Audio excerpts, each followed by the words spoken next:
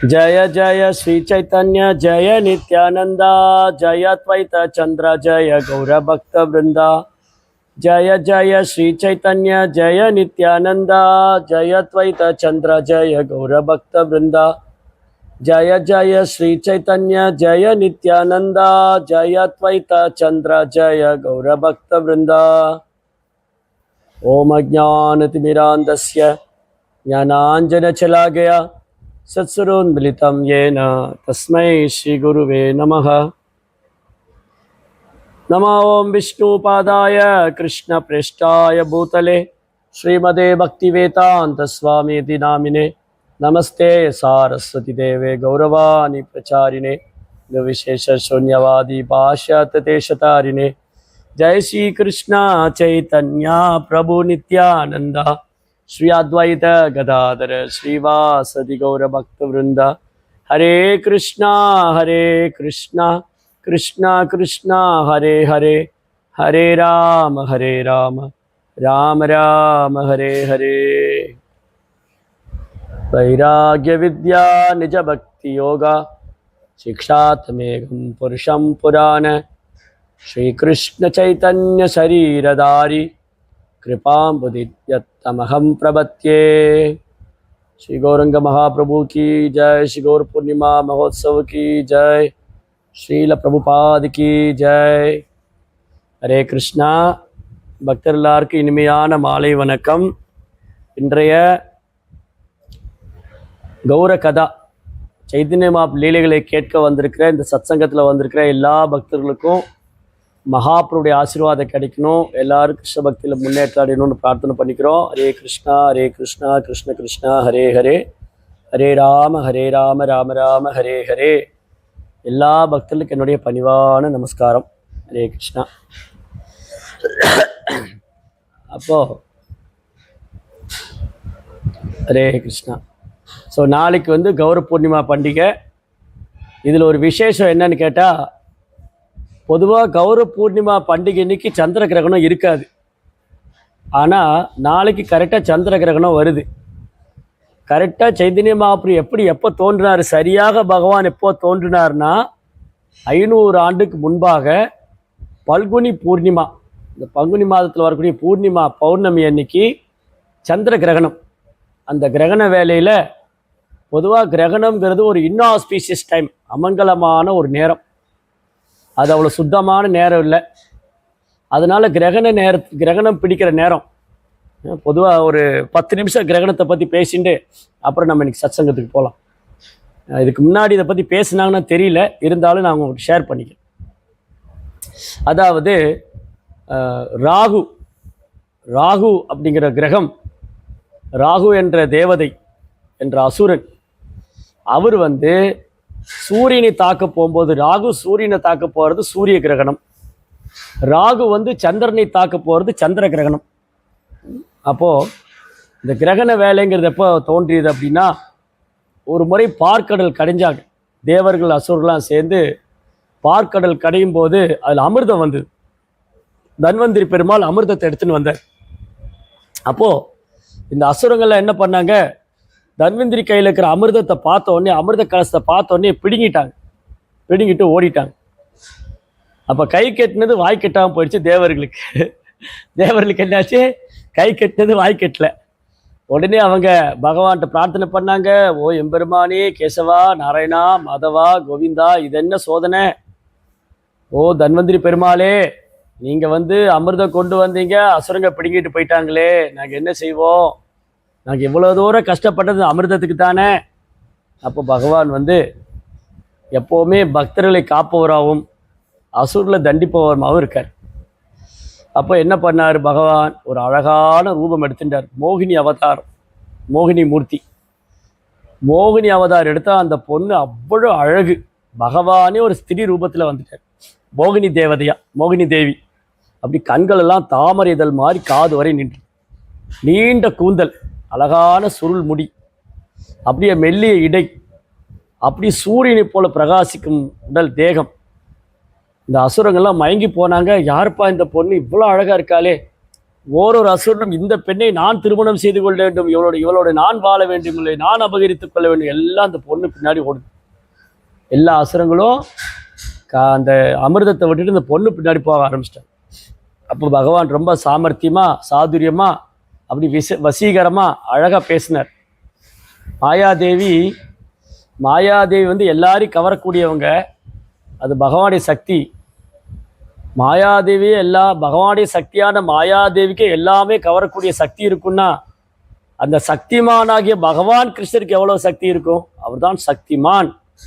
அப்போ அவர் மோகினி மூர்த்தியாக வந்தபோது அசுரர்கள் அவங்க அழகுல மயங்கினார். அப்புறம் பகவான் சொன்னார், ஓ அசுரர்களே, நான் உங்களுக்கு சேவை பண்ணட்டுமா? ஓ ஸ்திரியே, நாங்கள் அல்லவா உங்களுக்கு சேவை செய்ய வேண்டும், நீ இவ்வளோ அழகாக இருக்கிறாயே. இல்லை நீங்களாம் வரிசையாக உட்காருங்க, அந்த அமிர்த கலசத்தை என்கிட்ட கொடுத்துருங்கோ, நான் சேவை பண்ணுறேன். ஓ மோகினியே, நீ என்ன சொன்னாலும் நாங்கள் செய்கிறோம். ஒரு ஆண் வந்து பெண்ணோட அழகுல மயங்கிட்டா அந்த பொண்ணு என்ன சொன்னாலும் கேட்க தயாராக இருக்கு. அந்த பொண்ணு வந்து என்ன சொன்னாலும் கேட்க தயார். சந்தனு மகாராஜா வந்து கங்கையோட அழகுல மயங்கினார். கங்காதேவி ஒரு கண்டிஷன் போட்டாங்க, நீங்கள் என்னை கல்யாணம் பண்ணிக்கிட்டா நான் என்ன சொன்னால் நான் என்ன பண்ண என்ன கேள்வி கேட்கக்கூடாது. நீங்கள் வந்து என்னை கல்யாணம் பண்ணிக்கலாம், ஓகே நான் ரெடி, நீங்கள் வந்து என்னை கல்யாணம் பண்ணிக்க நான் தயாராக இருக்கேன், ஆனால் என்னை கேள்வி கேட்கக்கூடாது. சந்தனு மகாராஜா அப்படி ஆகட்டுனாரு. ஒரு குழந்தைய பிறந்து கங்கை வந்து என்ன பண்ணாங்க, தூக்கி கங்காதேவி அந்த குழந்தை தூக்கி கங்கையில் போட்டாங்க. அந்த சந்தனு மகாராஜால வாய் வரைக்கும் வரும் கேட்க முடியாது, ஏன்னா கங்கா விட்டுட்டு போயிட்டா என்ன பண்ணுறது. அந்த மாதிரி இந்த மோகினி மூர்த்தியோட அழகுல மயங்கிட்டாங்க இந்த அசுரங்கள்லாம். அப்போ அசுரங்கள்லாம் வரிசையாக உட்கார வச்சாங்க. ஒரு பக்கம் தேவர்கள்லாம் வரிசையாக உட்கார்ந்துட்டு இருக்காங்க, இன்னொரு பக்கம் அசுரங்கள்லாம் வரிசையாக உட்காந்துட்டு இருக்காங்க. இந்த மோகினி மூர்த்தி வந்து தன்னோட அழகுல அசுரங்கள்லாம் மயக்கிண்டு அப்படியே தேவர்கள் பக்கம் போய் அமிர்தத்தை கொடுக்க ஆரம்பிச்சிட்டாங்க. இதை வந்து ஒரு அசுரன் கண்டுபிடிச்சிட்டார்.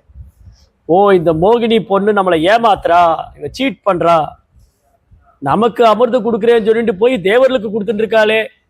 இந்த முட்டாள் அசுரங்கள்லாம் அவளை அழகுல மயங்கி போய் அப்படியே கண்ணு சிமிட்டா பார்த்துட்டு இருக்காங்களே. இந்த ஒரு அசுரன் மட்டும் கண்டுபிடிச்சிட்டான்.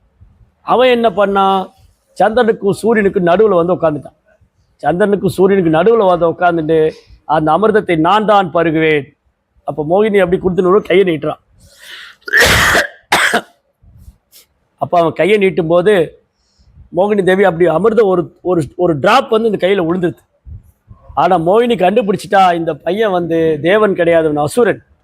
ஓ இந்த நபன் வந்து அசுரன். உடனே தன் சுதர்சனம் எடுத்து அவன் தலையை சீவிட்டு, அப்படியே ஒரே சீவு தான், இளநீ சீவுற மாதிரி. அந்த இளநீ சீவுவார் இல்லையா, அதே மாதிரி இந்த மோகினி ஒரு சுதர்சனம் எடுத்து அப்படி ஒரு சீவிட்டாங்க தலை.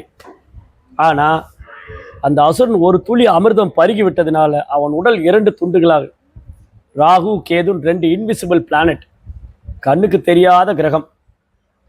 ராகு வந்து சூரியனை தாக்க வரும்போது அது சூரிய கிரகணம், ராகு வந்து சந்திரனை தாக்க வரும்போது சந்திர கிரகணம். அப்போ கிரகணங்கிறது ஒரு மலம் கழிக்கும் நேரத்துக்கு ஒப்பானது, ரொம்ப அமங்கலமான ஒரு நேரம். அந்த கிரகண வேலையில் வெளியில் சுற்றுறது, சமைக்கிறது, சாப்பிட்றது, புலன்பு அனுபவிக்கிறது எதுவுமே பண்ணக்கூடாது. கிரகண வேலையில் எந்த விதமான பௌதிக செயலுமே பண்ணக்கூடாது. சாப்பிட்றது, தூங்கிறது, புலன்பு அனுபவிக்கிறது, சமைக்கிறது எதுவுமே செய்யக்கூடாது. அந்த கிரகணம் முடியக்கூடிய வேலையில் புனித நதிகளில் போய் நீராடும். யாராவது கங்கை கரையில் இருக்காங்க, யமுனா நதிக்கரையில் இருக்காங்கன்னா அந்த புனித நதியில் போய் நீராடும். சாமி நாங்கள்லாம் மலேசியாவில் இருக்கோம், நாங்கள் எங்கே கங்கைக்கு போகிறது, நாங்கள் எங்கே யமுனாவுக்கு போகிறது? ஒன்றும் பிரச்சனை இல்லை.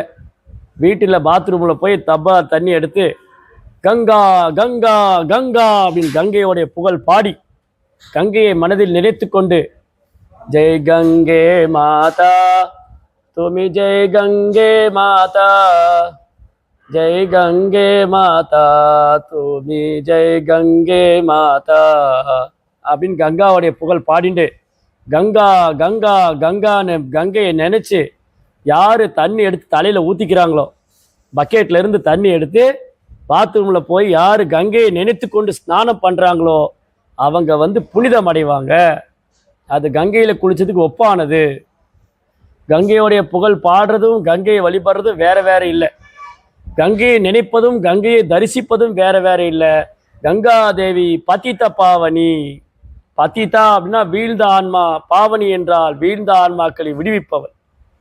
அதனால மலேசியாவில் கங்கை இல்லை, மாயாப்பூரில் தான் கங்கை இருக்கு. மலேசியாவில் கங்கை இல்லை, மாயாப்பூரில் கங்கை இருக்கு. நான் மாயாப்பூரில் இல்லையே, மலேசியாவில் இருக்குன்னு நினைக்கலாம்.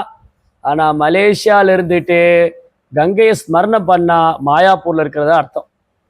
மாயாப்பூரில் போய் உட்காந்துட்டு மலேசியாவில் இன்னைக்கு வந்து இவர் எனக்கு பணம் கொடுக்குறேன்னு சொன்னார், அந்த கான்ட்ராக்டர் இன்னும் பணம் கொடுக்கல, அந்த நபர் வந்து எனக்கு இதை செஞ்சு கொடுக்குறேன்னாரு, இதெல்லாம் நினச்சா நம்ம பௌதிக மதர்.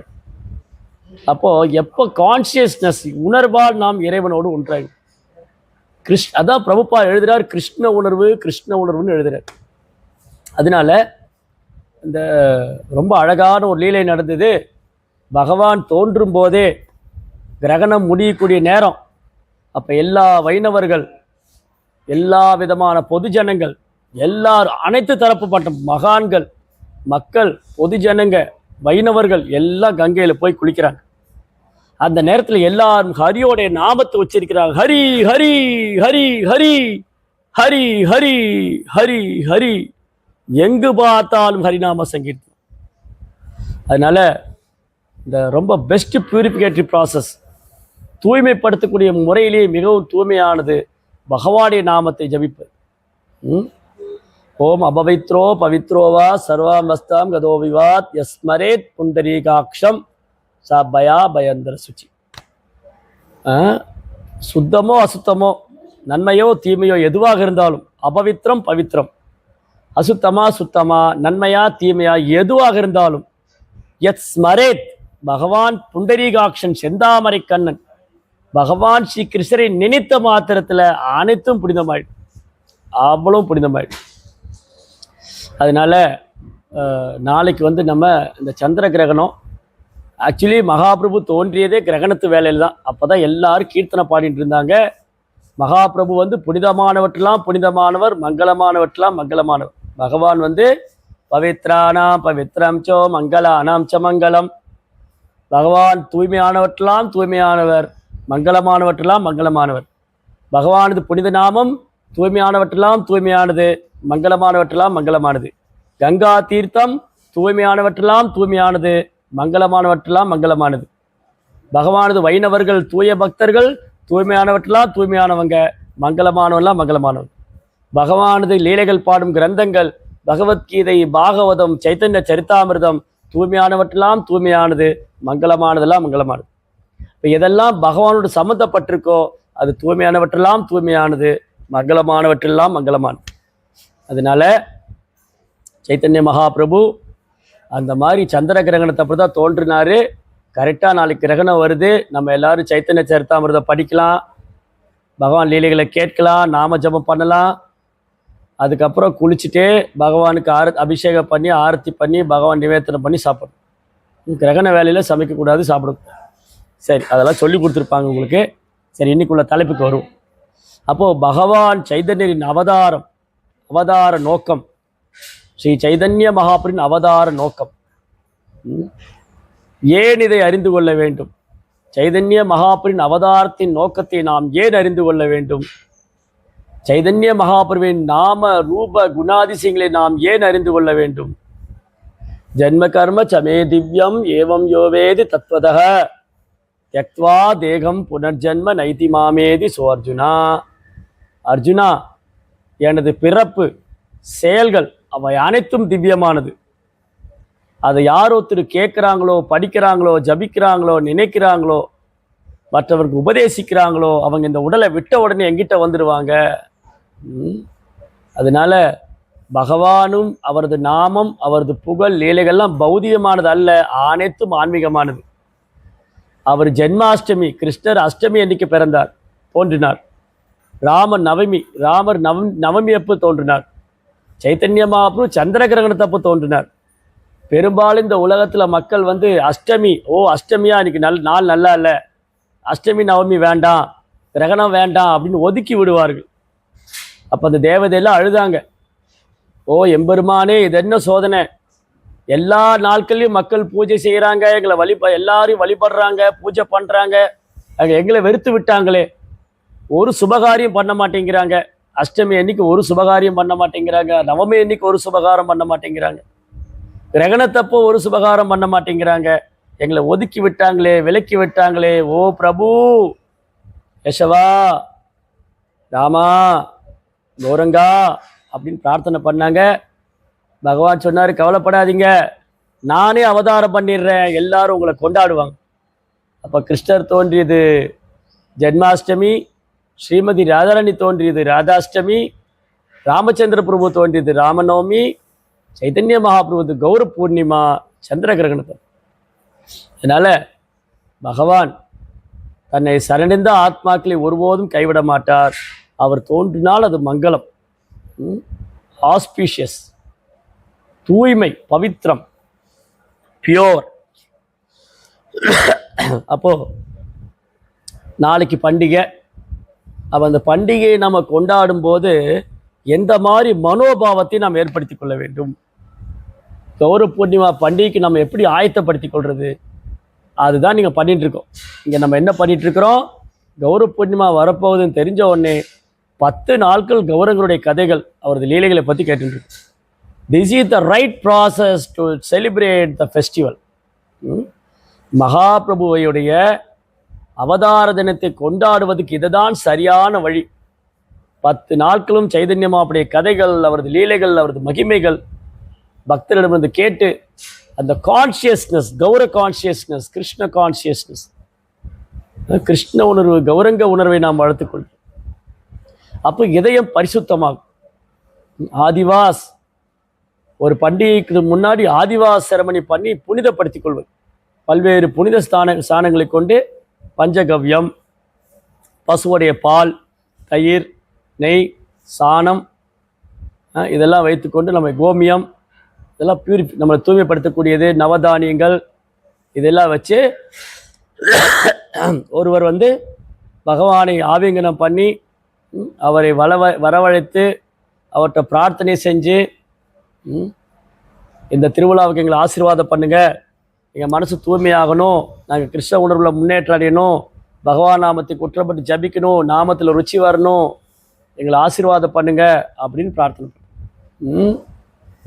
ஸோ அதனால் பண்டிகை கொண்டாடுவதற்கு நம்ம ஆயத்தப்படுத்திக் கொள்வது. எப்படி ஆயத்தப்படுத்திக் கொள்வது? நம்ம உணர்வுகளை நாம் தூய்மை செய்து கொள்வது, பகவானது நாம ரூப குணாதிசயங்களை தொடர்ந்து கேட்பது, பாடுவது, இப்படி நம்ம கிருஷ்ண உணர்வை வளர்த்து கொள்வது. சரி, அப்போது நேற்றைய வகுப்பில்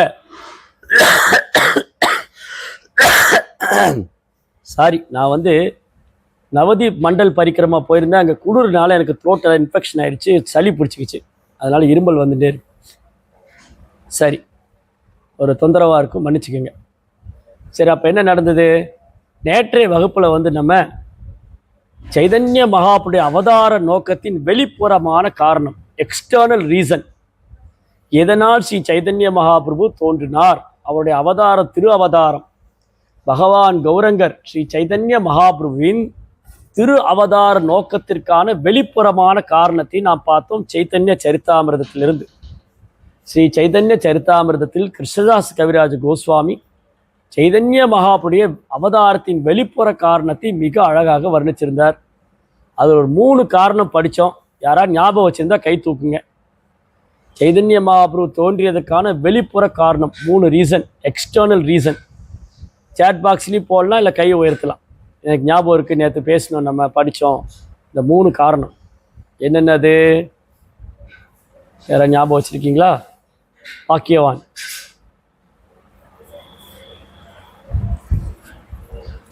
ஒரு சத்தம் இல்லையே, சொல்லுங்க madam.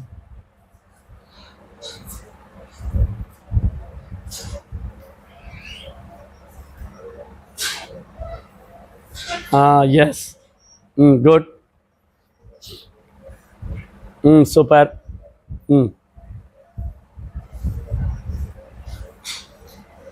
S, very good, thank you Mataji. So பாருங்கள், சைத்தன்ய மகாபுடைய அவதார நோக்கத்துக்கான வெளிப்புற காரணம் யுக தர்மத்தை ஸ்தாபனம் செய்வதற்காகவும் வீழ்ந்த ஆன்மாக்களை விடுவிப்பதற்காகவும் கிருஷ்ண பிரேமத்தை விநியோகம் செய்வதற்காகவும் வந்தார், தோன்றினார். இது வெளிப்புறமான காரணம். சரி, அப்புறம் இன்னொரு கேள்வி கூட நேற்று கேட்டு அதுக்கான பதிலை கண்டுபிடிச்சோம். சைதன்ய மகாபுருவின் கருணையை பெறுவதற்கு தகுதி வாய்ந்தவர் யார்?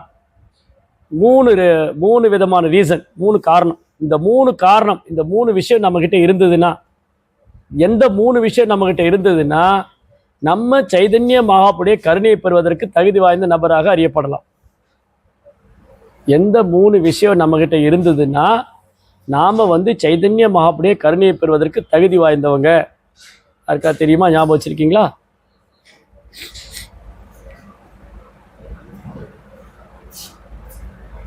சரியா சொல்றவங்களுக்கு ராதாஜீவன் பிரபு கௌர பூர்ணிமா பிரசாதம் கொண்டு வந்து தருவார்.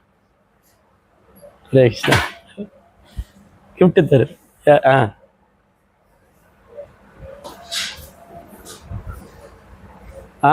I am the most fallen soul. Yes, one.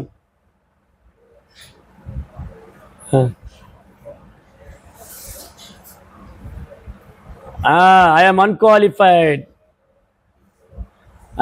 Yes, very good. I am the most fallen. I am the most sinful. I am the unqualified, most unqualified. யார் ஒருத்தர் தன்னை ரொம்ப கீழேயான ஆத்மாவாகும். ஒரு நிமிஷம்.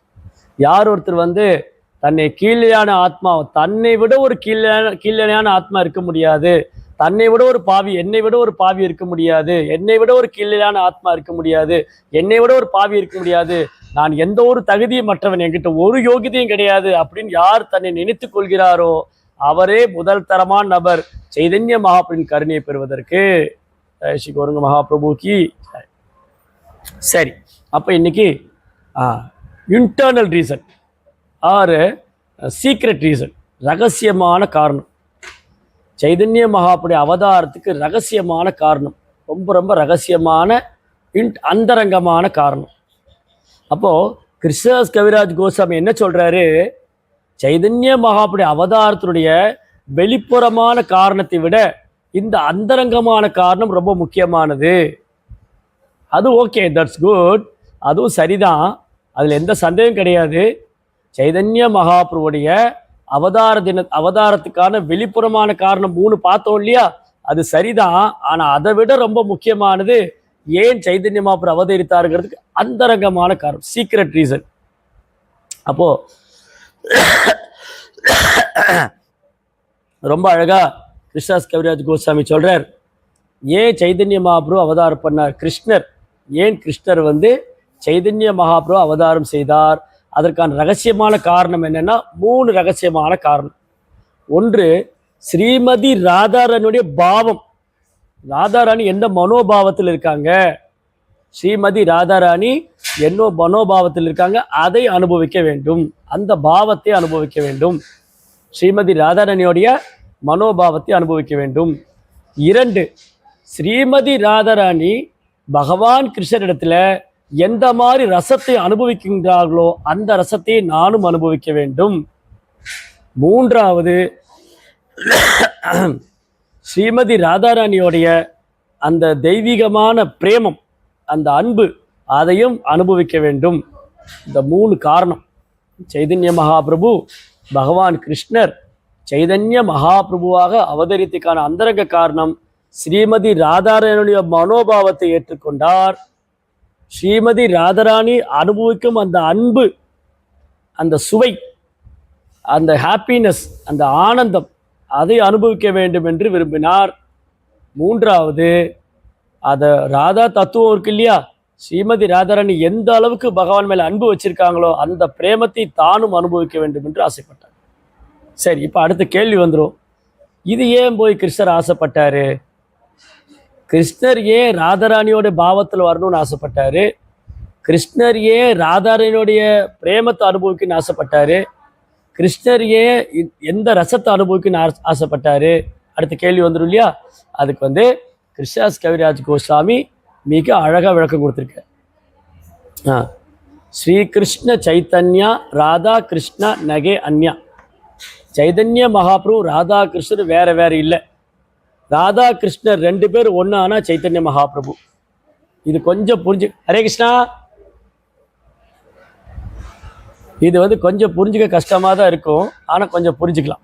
பகவானுடைய கிருபை, சைத்தன்யமா அப்படி கருணையினால புரிஞ்சுக்கலாம். ஏன்னா ஸ்ரீமதி ராதாராணியோடைய தத்துவம், ஸ்ரீமதி ராதாராணியை புரிந்து கொள்வது அவ்வளோ சாதாரண விஷயம் அல்ல, அவ்வளோ எளிதான விஷயம் அல்ல. ராதா தத்துவம், ஸ்ரீமதி ராதா தத்துவத்தை புரிந்து கொள்வதோ உணர்வதோ அவ்வளவு எளிதான காரியம் அல்ல. ஸ்ரீமதி ராதாராணியின் தெய்வீகமான குணங்கள், ராதாராணிக்கு கிருஷ்ணர் மேல உள்ள அன்பு பிரேமம், அதை வர்ணிப்பதற்கோ பேசுவதற்கோ என்னை போன்ற நபருக்கு ஒரு அருகதையும் யோகிதையும் கிடையாது. அதை அனுபவிக்க முடியாது, புரிஞ்சிக்க முடியாது, பேசுறதுக்கான தகுதியும் கிடையாது. ஆனாலும் ஸ்ரீமதி ராதாராணியின் மனோபாவத்தை நாம் அறிந்து கொள்ள வேண்டுமானால் சைதன்ய மகாபிரபுடைய காருண்யத்தினால் மட்டுமே அது சாத்தியமாகும். சைதன்ய மகாபிரபு, பகவான் கிருஷ்ணர் சைதன்ய மகாபிரபா அவதரிக்கவில்லை என்றால் ராதா தத்துவத்தை புரிந்து கொள்றதுங்கிறது சாதாரண விஷயம் அல்ல, அது எல்லோருக்கும் சாத்தியமும் அல்ல. அதனால ராதாராணியோடைய பக்தி, அவங்களுடைய சேவை, அவங்க பகவான் மேல வச்சிருக்கிற அன்பு, இதை நாம் புரிந்து கொள்ள வேண்டுமானால் சைதன்ய மகாபிரபுவின் காருண்யம், அவர் கருணை இருந்தால் மட்டுமே அது சாத்தியமாகும். அதனாலதான் ஸ்ரீ சைத்தன்ய மகாபிரபு கௌரங்கா கௌரஹரி, அதாவது கிருஷ்ணர் ராதாராணியின் பாவனையோட ராதாராணியின் நிறத்தை ஏற்றுக்கொண்டார். ராதாபாவ சுவலிதம், ராதாபாவ சுவலிதம் அப்படின்னா ரொம்ப அழகா ஆச்சாரியர் வர்ணிச்சிருக்காங்க. பகவான் கிருஷ்ணர் தான் ராதாரனுடைய மனோபாவத்தை ஏற்றுக்கொண்டார். கிருஷ்ண பகவான் ராதாராணியின் மனோபாவத்தை ஏற்றுக்கொண்டால், ராதாரின் நிறத்தை ஏற்றுக்கொண்டார், அவர் சைத்தன்ய மகாபிரபு. கிருஷ்ணர் ராதாராணியின் மனோபாவத்தை ஏற்றுக்கொண்டார், கிருஷ்ணர் ராதாராணியின் நிறத்தை ஏற்றுக்கொண்டார், அவர் தான் சைத்தன்ய மகாபிரபு. அப்போ ஸ்ரீகிருஷ்ண சைத்தன்யா ராதா கிருஷ்ணா நகே அன்யா. சைதன்ய மகாபிரபு ராதா கிருஷ்ணர் வேற வேற இல்லை. அப்ப ஸ்ரீமதி ராதாராணி யாரு? ஸ்ரீமதி ராதாராணியும் கிருஷ்ணரும் வேற வேற இல்லை. என்ன சாமி ஒரே குழப்பமா இருக்கு. முதல்ல சொன்னீங்க சைதன்ய மகாபிரபு ராதா கிருஷ்ணரும் வேற வேற இல்லைன்னு. முதல்ல சொன்னீங்க ஹரே கிருஷ்ணா,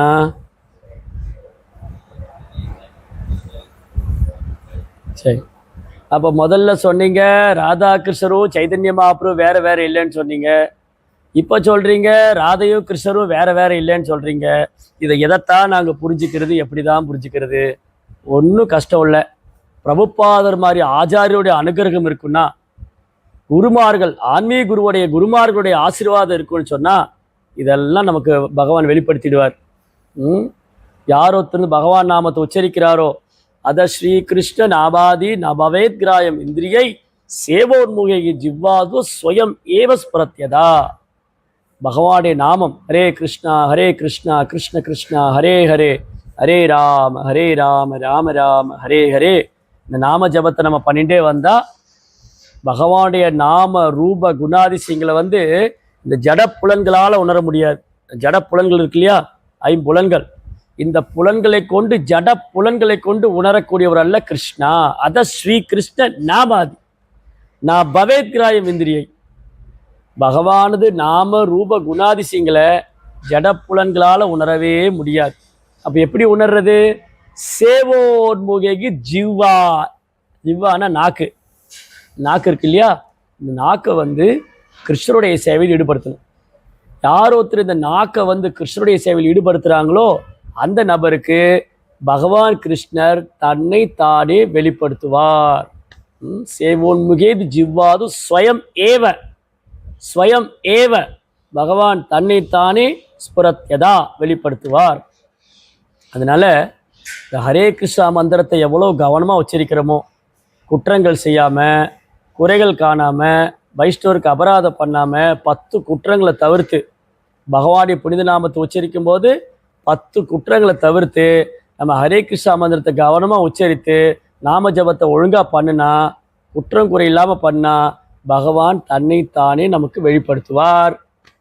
அதுக்கப்புறம் பகவானுக்கு நிவேதனம் செய்த மகா பிரசாதம், ஆச்சாரியன் உண்ட மகா பிரசாதம், இதை நாம் ஏற்றுக்கொண்டால் நாக்கு தூய்மையடை. ஸோ நாக்கு சுத்தமாகும்போது வயிறு, பாலுறுப்பு எல்லாம் சுத்தமாயிடும். அப்போ உடல் சுத்தமாகி மனசு சுத்தமாகும் போது கிருஷ்ணர் தன்னைத்தானே நமக்கு வெளிப்படுத்திட்டார். இப்போ நிறைய பேர் சவால் விடலாம், மலேசியாவில் கூட சவால் விடலாம், ஓ நீங்கள்லாம் ஹரே கிருஷ்ணா இஸ்கானுக்கு போகிறீங்க, கிருஷ்ணரை காமிக்க முடியுமா உங்களால், கடவுள் இருக்காரா? பிரபுபாட்டே சவால் விட்டாங்க. பிரபுபாட்டை கேட்டாங்க, Swamiji you are saying God is there, Krishna is supreme God, can you show me God please, can you show me God? Prabhupada சொன்னார், I can show you God but you can't see him. அவங்க சொன்னாங்க பிரபுபாதட்ட, ஓ சாமிஜி இங்கே கடவுள் இருக்காரு, கிருஷ்ணர் தான் கடவுள்னு சொல்கிறீங்க, கடவுளை காமிக்க முடியுமா? இங்கே கடவுளை காமிங்க, கிருஷ்ணரை காமிங்க. பிரபுபா சொன்னார், என்னால் காமிக்க முடியும், உன்னால் பார்க்க முடியாது. என்னால் கிருஷ்ணரை காமிக்க முடியும், உன்னால் பார்க்க முடியாது. ஏன்னா உனக்கு அந்த பார்வை இல்லை, அதற்கான பார்வை இல்லை. பக்தி என்ற மை பூசப்பட்ட கண்களால் தான் பகவானை காண முடியும். பிரேமாஞ்சன சுரித பக்தி விலோச்சனேன, யார் கண்ணில் பக்திங்கிற மை பூசப்பட்டிருக்கோ அவங்களால தான் கிருஷ்ணரை பார்க்க முடியும். அப்போது ஸ்ரீமதி ராதாராணி பகவானுடைய அந்தரங்க சக்தி, அலாதினி சக்தி. ஸோ கிருஷ்ணாட்டிருந்து பல்வேறு தத்துவங்கள் வருது. நாம தத்துவம், விஷ்ணு தத்துவம், குரு தத்துவம், அந்த மாதிரி சக்தி தத்துவம். சக்தி மீன்ஸ் எனர்ஜி, பகவானுடைய சக்தி தத்துவம். பகவான்ட்டு 3 விதமான சக்தி இருக்குது, ஹலாதினி, சந்தினி, சம்பித். ஹலாதினி சக்தி என்று ஒன்று உண்டு, சந்தினி சக்தி என்ற ஒன்று உண்டு, சம்பித் என்ற சக்தி உண்டு. பகவானுடைய சக்தி எல்லையற்றது, அச்சிந்திய சக்தி. அந்த எல்லையற்ற சக்தியை 3 கேட்டகரியாக வச்சுருக்காங்க. பகவானுடைய ஒட்டுமொத்த படைப்பு, அப்புறம் அவருக்கு அதுக்கான அறிவாற்றல், அதுக்கப்புறம் பகவானுக்கு ஆனந்தம், பகவானுக்கு பேரானந்தம் தரக்கூடிய சக்தி, pleasure potency. Lord Krishna's pleasure potency is Hladini shakti. பகவான் ஸ்ரீ கிருஷ்ணருக்கு பேரானந்தம் தரக்கூடிய சக்தி வந்து ஹலாதினி சக்தி. அந்த ஹலாதினி சக்தி தான் ஸ்ரீமதி ராதாராணி. ராதா ராதா, ஆராதனா, ஆராதா. ராதை என்று சொன்னாலே பகவானுக்கு சேவை செய்வது, ஆராதனை செய்வது தான். ஆன்மீக உலகத்தில் ராதாராணி தோன்றிய உடனேயே அவங்க எங்கே பகவானுக்கு சேவை செய்யலாம், பூக்கள்லாம் எங்கே இருக்கும், எங்கே கிருஷ்ணருக்கு மாலை தொடுத்து போல். ராதையோடைய சேவைக்கும் பக்திக்கும் ஈடு இணையே கிடையாது. சைத்தன்ய மகாபிரபு பாடியிருக்கார், ரம்யா காஞ்சி துபாசனா வர்ஜவது. பகவான் கிருஷ்ணருக்கு நிறைய பக்தர் இருக்காங்க, பகவான் கிருஷ்ணருக்கு நிறைய பக்தர் இருக்காங்க. மதுராபுரியில் வந்து வசுதேவர், தேவகி, அக்ரூரர், அதுக்கப்புறம் வந்து துவாரகையில் 108 16,108 ராணிகள், ருக்மணி, சத்யபாமா, அப்புறம் நாரதர், அதுக்கப்புறம் வந்து நிறைய பக்தர்கள் இருக்காங்க, பிரகலாதன், லக்ஷ்மணன், சீதா, நிறைய சொல்லலாம். ஆனால் இந்த பக்தர்கள்லேயே உயர்ந்தவங்க, பகவானுடைய பக்தர்லேயே உயர்ந்தவங்க பிருந்தாவனத்து கோபிகள். அந்த பிருந்தாவனத்து கோபிகள்லேயே ரொம்ப சிறந்தவங்க அஷ்ட சகிகள், 8 கோபிகள். அந்த 8 கோபிகளையும் உயர்ந்தவங்க ஸ்ரீமதி ராதாராணி. ஸ்ரீமதி ராதாராணியின் அன்புக்கும் பக்திக்கும் ஈடு இணையே கிடையாது. அவங்க பகவான் மேலே வச்சிருக்கிற அன்பு, சேவனம் ஒருத்தரும் கிட்ட நெருங்க முடியாது. அவங்க பிருந்தாவனேஸ்வரி, தப்த காஞ்சன கௌரங்கி ராதே பிருந்தாவனேஸ்வரி ரிஷபானு சுதேதேவி பிரணமாமி ஹரிப்பிரியே. ஓ ராதாராணி, நீங்கள் பிருந்தாவனத்தின் ராணி, தப்த காஞ்சன கௌரங்கி, தங்கத்தை உருக்கி காய்ச்சிய பொன்னிறம் கௌரங்கி. ராதே பிருந்தாவனேஸ்வரி, ஓ பிருந்தாவனத்து ராணி, ரிஷபானு மகாராஜின் புதல்வியே ரிஷபானு சுதேதேவி, என்னுடைய பணிவான வணக்கங்களை ஏற்றுக்கொள்ளுங்கள். அதனால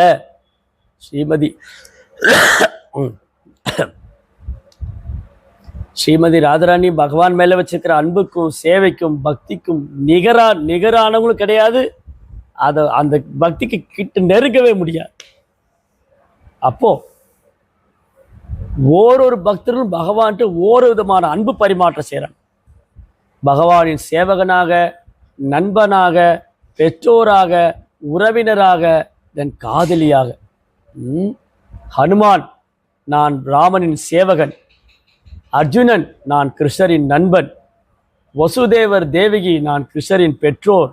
யசோதாமா, நந்தகோபர், நான் கிருஷ்ணரின் பெற்றோர்கள். ஆனால் பிருந்தாவனத்து கோபிகள் கிருஷ்ணர் மேல் காதல் பாவம் கொண்டு 5 விதமான ரசங்கள், பகவானிடம் 5 விதமான ரசம் அன்பு பரிமாற்றம் செய்யலாம். நீங்கள் ரசம்னோடனே கிச்சனில் வைக்கிற தக்காளி ரசம், கொள்ளு ரசம், எள்ளு ரசம், பைனாப்பிள் ரசம்லாம் நினச்சிக்காதீங்க. இது வேற ரசம். ரசம் என்றால் சுவை. சாந்த, தாசிய, சக்கிய, வாத்சல்ய அண்ட் மாதுரிய. சாந்த ரசம் பகவானை முழுமுதற் கடவுளாக தியானிப்பது, அவரை வழிபடுவது. தாசியம் பகவானது சேவனாக அவர் மேல் அன்பு செய்வது. சக்கியம் அவருடைய நட்பு உறவு கொள்வது. வாத்சல்யம் அவருடைய பெற்றோர் பாவத்தில் அவர்கிட்ட அன்பு செய்வது. மாதுரியம் அவருடைய காதலியாக இருப்பது. அந்த மாதுரியத்திலும் 2 சுவை உண்டு, ஸ்வக்கியா அண்ட் பராக்கியா. ஸ்வக்கிய ரசா அண்ட் பராக்கிய ரசா. துவாரிகையில் உள்ள ராணிகள்லாம் கிருஷ்ணர் மேல காதல் கொண்டாங்க, கிருஷ்ணரை கணவராக நினைத்து கொண்டார்கள். கிருஷ்ணர் கணவன், நான் மனைவி. ஐஸ்வர்ய பாவம். துவாரிகளுக்கு ராணிகள் லட்சுமி தேவிகள். ருக்மணி, சத்யபாமா, ஜாம்பவதி, நாக்னஜித், பக்த்ரா, லக்ஷ்மணா, காலிந்தி, மாதிரி 16,108 மனைவிகள். அவங்க ஸ்வக்கிய ரசம், பகவானோடு கணவன் மனைவி உறவு கொண்டாங்க ஐஸ்வர்ய பாவத்தில். ஆனால் விருந்தாவனத்து கோபிகளின் ரசம் பராக்கிய ரசம். பகவானை காதலனாக பாவித்து அந்த காதல் பாவம். அப்போ ஒரு நாள் பகவான் கிருஷ்ணர் யோசிக்கிறார். கிருஷ்ணதாஸ் கவிராஜ் கோஸ்வாமி சைத்தன்ய சரிதாமில் எழுதியிருக்காரு, விருந்தாவனத்தில் பகவான் கிருஷ்ணர் யோசிக்கிறார். எனக்கு நிறைய பக்தர்கள்லாம் இருக்காங்க, கோடிக்கணக்கான எண்ணற்ற அண்ட சராசரங்கள், எண்ணற்ற பிரம்மாண்டங்கள், ஆன்மீக உலகம், பௌதிக உலகம், கோடிக்கணக்கான பக்தர்கள் இருக்காங்க.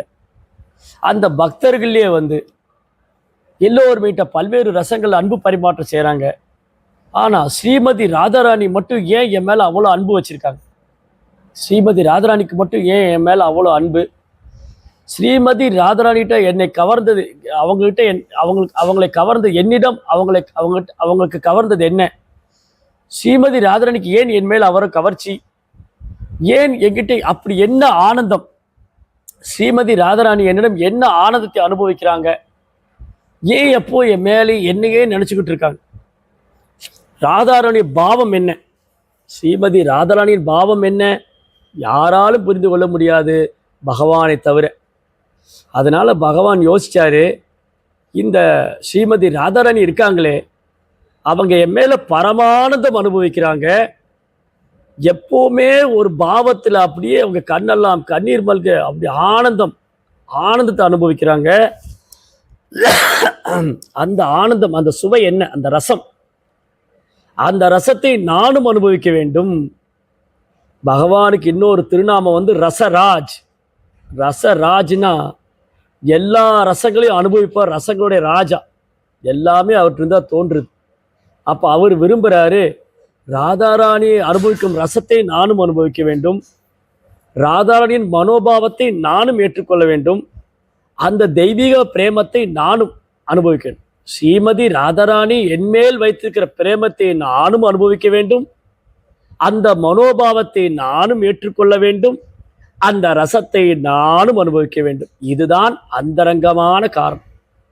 சைதன்ய மகாபிரபு பகவான் கிருஷ்ணர் ஸ்ரீ சைதன்ய மகாபிரபுவாக அவதாரம் செய்ததுக்கு மிக ரகசியமான அந்தரங்கமான காரணம், ராதாராணியின் மனோபாவத்தை நான் ஏற்றுக்கொள்ள வேண்டும், ஸ்ரீமதி ராதாராணி அனுபவிக்கும் ரசத்தை நானும், அந்த பராக்கிய ரசம் மாதுரி ரசத்தை நானும் அனுபவிக்க வேண்டும்.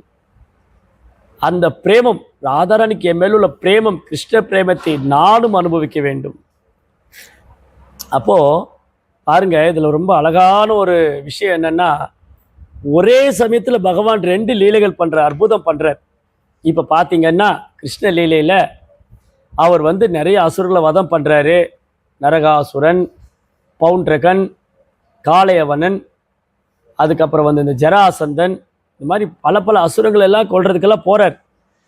அதே சமயம் பிருந்தாவனத்து கோபிகளோடு ராசனடம் செய்து பிருந்தாவனத்தில் ஒரு 1000 கிலோ சிறுவனை போலும் லீலை பண்றார். அப்போ ஒரே கிருஷ்ணர் 2 லீலை பண்றார். அவர் வாசுதேவ் கிருஷ்ணரா இருக்காரு, பிருந்தாவன கிருஷ்ணராகவும் இருக்கார். பார்த்தீங்களா?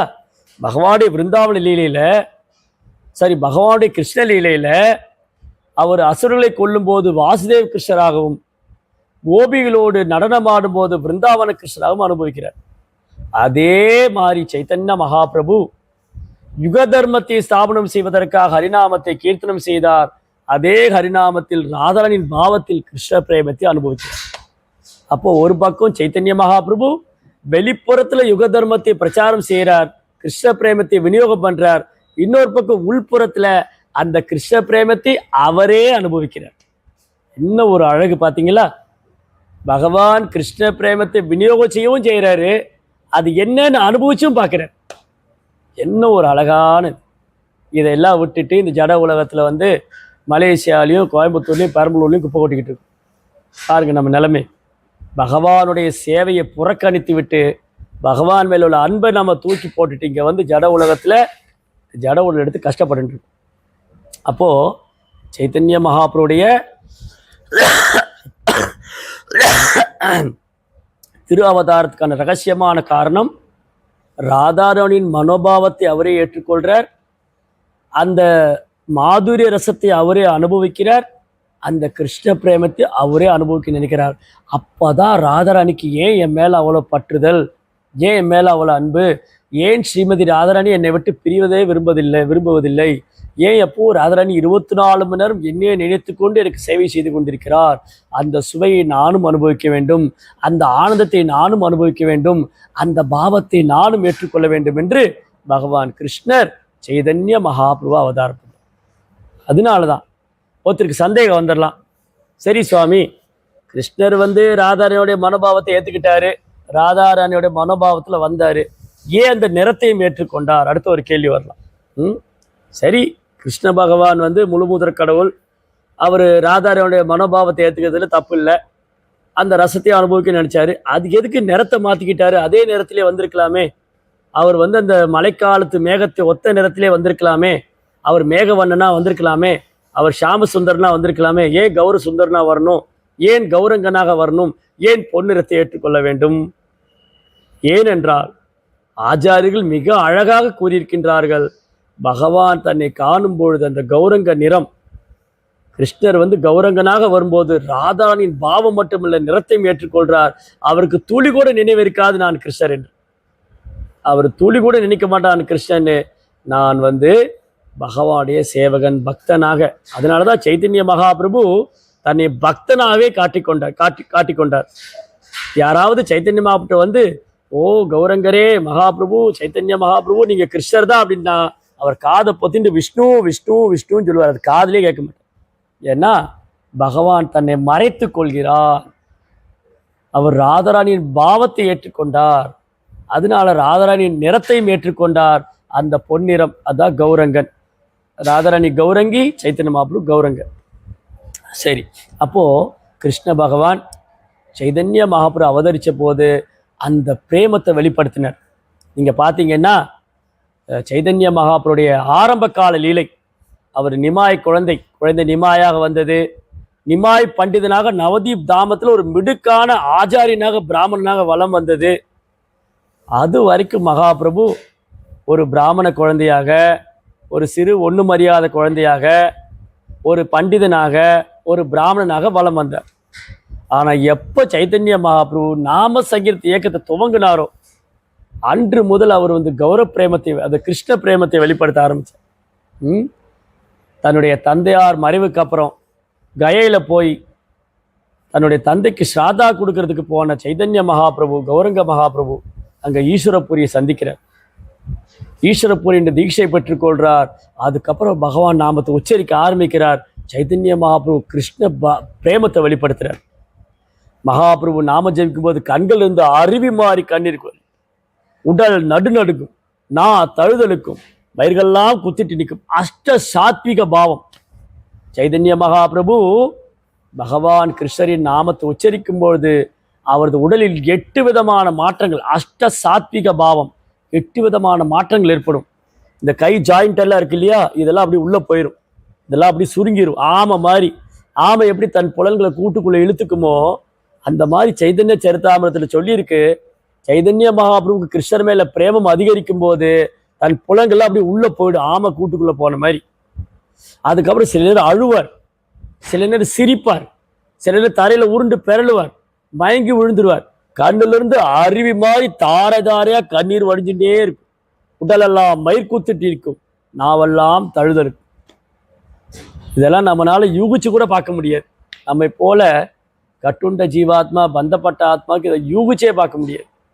ஏன்னா நம்முடைய பக்தியெல்லாம் சாதனா பக்தி தான்.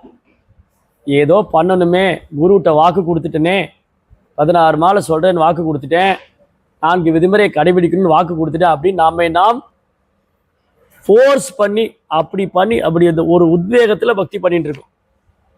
பக்தர்கள்லாம் சொல்கிறாங்க, அவங்கெல்லாம் செய்கிறாங்க, நம்மளும் செய்யணும். ஆனால் சைதன்ய மகாபிரபு வெளிப்படுத்தியது பிரேம பக்தி, பாவ பக்தி. அது உன்னதமான நிலை, ஹையஸ்ட் லெவல். பக்தியினுடைய எண்டு பிரேமா. பார்த்தீங்களா? ஆதோ ஸ்ரத்தா, தத சாது சங்க, அத பஜனை கிரியா, அனத்த நிவசிஷ்டா, நிஷ்டா, ருச்சி, ஆசக்தி, பாவா, பிரேமா. பிரேமாங்கிறது 9th stage. நம்ம எங்கே இருக்கிறோம்? ஃபர்ஸ்ட்லேயே உட்காந்துருக்கணும். நம்பிக்கை. முதல்ல நமக்கு பகவான் மேல வலுவாத நம்பிக்கை. ஸ்ரீ சைத்தன்ய மகாபிரபு பரமபுருஷோத்தமான முழுமுதற் கடவுள். பகவான் ஸ்ரீ கிருஷ்ண சைத்தன்ய மகாபிரபு பரமபுருஷோத்தமனான முழுமுதற் கடவுள்னு வலுவாத நம்பிக்கை இருக்கணும். அந்த நம்பிக்கை பக்தர் சங்கத்தில் வந்தாதான் வலுப்பெறும். அதுக்கப்புறம் பக்தர் கூட சேர்ந்து நாம சங்கீர்த்தனம் பண்ணுறோம், நாம ஜபம் பண்ணுறோம். அப்போ தான் உள்ள இருக்கிற அனர்த்தங்கள்லாம் போகும். காமம், கோபம், பேராசை, பொறாமை, அகங்காரம், பொய்கர்வம் இதெல்லாம். அப்போ தான் பக்தியில் உறுதி, அப்புறம் ருச்சி, அதுக்கப்புறம் பகவான் மேலே ஈர்ப்பு. அந்த ஈர்ப்பு பாவமாக தன்னை மறந்த மெய்மறந்த நிலையில் பகவானை தியானிப்பது, நாம ஜபிக்கிறது. நம்ம கூட இப்போ ஜபம் பண்ணுறோம், நம்மளை மாதிரி தூங்கிடுறோம். ஆனால் பாவத்தில் ஜபம் பண்ணுறது, நான் இந்த உடலல்ல ஆன்மாவின் தளத்தில் பகவானை நினைத்து கொண்டு அப்படியே மெய்மறந்த நிலையில். பிரேமம், கண்களில் கண்ணீர் மல்க முழுக்க முழுக்க பிரேமான ஆனந்தத்தோடு பகவான் உள்ள காதலின் வெளிப்பாடு. அதையெல்லாம் மகாபிரபு வெளிப்படுத்தினார். கிருஷ்ணர் மேல உள்ள தூய் அன்பு, பிரேமம். அப்போ நீங்கள் ஒரு 2 உதாரணம் சொல்கிறேன், எப்படி சைத்தன்ய மகாபிரபு பிரேமத்தை வெளிப்படுத்தினார். அவர் ஒரு நாள் சன்னியாசம் எடுத்துட்டு அவர் நவதீபத்திலேருந்து பெங்கால்லேருந்து ஜெகநாத் பூரிக்கு. ஜெகநாத பூரியில் அந்த கோபுரத்தில் இருக்கிற சுதர்சன் சக்கரத்தை பார்த்தோன்னே மகாபிரபு ஜெகநாதர் மேலே பிரேமம். அப்படி ஓடி போய் ஜெகநாதரை தரிசனம் பண்ணி தலைகால் குத்திட்டு நடனம் ஆடுறாரு. அவரால் ஜெகநாதருடைய நாமத்தை பாட முடியல. ஜ ஜகா ஜ ஜகா ஜ ஜகா ஜ ஜகான்னு பாடுறாரு. ஜெகநாதா, ஜெய் ஜெகநாதான்னு மகாபிரபுனால சொல்ல முடியல. அந்த பகவான் உள்ள பிரேமத்தினால சைதன்ய மகாபிரபு ஜெகநாதை பார்த்த பரவசத்தில் தலை குத்திட்டு நடனமாடி அங்கேயே மயங்கி விழுந்துட்டு. உயிர் இருக்கா இல்லையான்னு தெரியல. எல்லாரும் யாரோ ஒன்று சொல்லி ஒரு தடியெல்லாம் எடுத்து அடிக்க வந்துட்டாங்க. அந்த கோயில் இருக்கிற பாண்டாக்கள் எல்லாம், இது யாரோ ஒருத்தர் பைத்தியக்கார மாதிரி ஓடி குதிச்சு அப்படியே மயங்கி விழுந்துட்டாருன்னு அடிக்க வந்துட்டார். அப்புறம்தான் சர்வபௌம பட்டாச்சாரியன் ஒரு பெரும் ஆச்சாரியன் வந்தாருங்க. அவர் பார்த்தா, இந்த சாது பார்த்தா இளம் வயசு, 24 வயசு தான் ஆச்சு. சூரியனை போல தேஜஸ், தாமரை போல கண்கள்.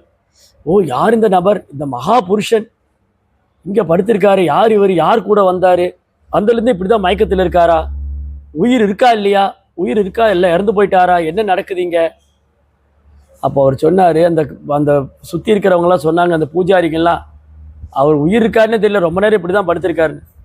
அப்போ ஒரு சின்ன பஞ்சு துண்டு எடுத்துன்னு அப்படி மூக்கு பக்கத்தில் வச்சா லேசாக அசையும். உயிரெல்லாம் இருக்குது. இவர் கூட யார் வந்தா? யாரும் இல்லை, தனியாக தான் வந்தார். சரி, இவர் யாரா தேடி வந்தால் எங்கள் வீட்டுக்கு வர சொல்லுங்கன்னு அவர் கூட்டின்னு போனார். அந்த மாதிரி மகாபிரபு பக்தியின் மிக உன்னதமான நிலையை வெளிப்படுத்தினார். அவர் ரத யாத்திரையின் போது நடனம் ஆடுவார். பூரி ஜெகநாதர் ரத யாத்திரை நடக்கும் இல்லையா? ரத யாத்திரையின் முன்பு ஜெகநாதர் ரதத்தில் உட்கார்ந்துருக்கார். கிருஷ்ணர், சைதன்ய மகாபிரபு, ஜெகநாதர் வேற வேற இல்லை. வாசுதேவ் கோஷங்கிற ஆச்சாரியர் பாடுறார், வாசுதேவ். ஹரே கிருஷ்ணா. वासुदेव घोष बोले जोड़े घोड़ा हाथ, शे गौर शे कृष्ण शे जगन्नाथ. வாசுதேவ் கோஷ் என்ற பக்தர் ஆச்சாரியன் 2 கைகளையும் உயர்த்தி பறைசாற்றுகின்றார். இந்த கௌரங்கரும் ஜெகநாதரும் கிருஷ்ணரும் வேற வேற இல்லை. அதே ஜெகநாதர் அந்த ரதத்துக்கு முன்னாடி சைதன்ய கௌரங்கராக நடனம் ஆடுறார் ராதாரனுடைய பாவத்தில். அப்போ மகாபுரு என்ன பண்ணுவார், அவர் ரதத்துக்கு பின்னாடி போய் ஒழிஞ்சுக்குவார். அப்போ என்ன ஆகும், ஜெகநாதர் நகர மாட்டார். ரொம்ப அழகான லீலை நடக்கும். இரண்டற்ற ஒரே மெய்ப்பொருள் பகவான் கிருஷ்ணர் ஒரு பக்கம் முழுமுதற் கடவுளாக ஜெகநாதராக ரதத்தில் உட்கார்ந்திருக்கார். அதே முழுமுதற் கடவுள் ஜெகநாத் கிருஷ்ணர் சைதன்ய மகாபிரபுவாக ராதையின் பாவத்தை ஏற்றுக்கொண்டு ரதத்துக்கு பின்னாடி ஒழிஞ்சிட்டு இருக்கார். இப்போ ரதம் போக மாட்டேங்குது. எல்லாரும் ஆயிரக்கணக்கான நூற்றுக்கணக்கான பேர் ரதத்தை வடம் பிடிச்சு இழுக்கிறாங்க. ரதம் 1 இன்ச்சு நகரல. ராஜா பட்டத்து யானை கூப்பிட்டாரு, பூரி கஜபதி ராஜா, கொண்டு வாங்க பட்டத்து யானைய. பட்டத்து யானை வந்து பிளிருண்டு அந்த ரதத்தை பிடிச்சி இழுக்குது. 1 இன்ச்சு நகர மாட்டேங்குது. பின்னாடி யானை வச்சு முட்டுறாங்க, 1 இன்ச்சு கூட நகரல. பின்ன மகாபிரபு போய் தன் தலையால் ரதத்தை உந்தி தள்ளுறார், ரதம் நகருது. அதுக்கப்புறம் மகாபிரபு ரதத்தின் முன்னாடி வந்து தலைகால் குத்து நடனம் ஆடுறார். ஜெகநாதரும் மகாபிரபு வந்து அன்பு பரிமாற்றம். ஸ்ரீ கிருஷ்ண சைதன்ய மகாபிரபு ஸ்ரீமதி ராதாராணியின் மனோபாவத்தை ஏற்றுக்கொண்டு அந்த கிருஷ்ண பிரேமத்தை அனுபவித்துக் கொண்டு அந்த மாதுரி ரசத்தை அனுபவித்துக் கொண்டு பகவான் நடனம் ஆடுறாரு. ஜெகநாதரும் பரவசம் அடைய. பார்த்தீங்களா, ரொம்ப அற்புதமான லீலை. ஒரு நாள் சைதன்ய மகாபிரபு விருந்தாவனத்துக்கு வந்தார்.